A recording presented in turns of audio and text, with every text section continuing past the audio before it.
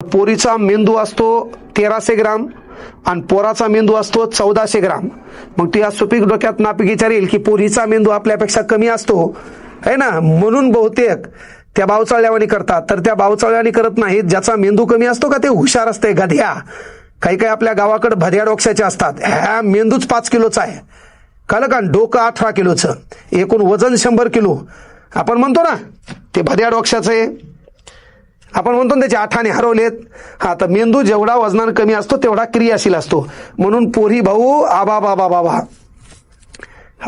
Challenge नसतं त्याला. त्याच्यामुळे पोरीचा नाद करायचा नाही. तिचा मेंदू 100 ग्रामनं कमी असते, त्याच्यामुळे ती आपल्यासारख्या 100 जणायला कही फिरू शकते.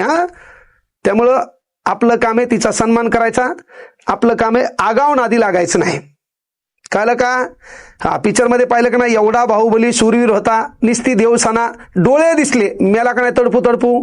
मामान कार्यक्रम केला का नाही. म्हणून कोणताही नाद कर, ते नाद नको. ते नाद माणसाला तिथंच नेऊन घालते. कुठलाही कोणताही पिक्चर घे तू, कळलं का. शेवटी हिरो तिच्यामुळंच मरणार. निस्ते डोळे दिसले त्या बाहुबलीला, है ना. ओमकारा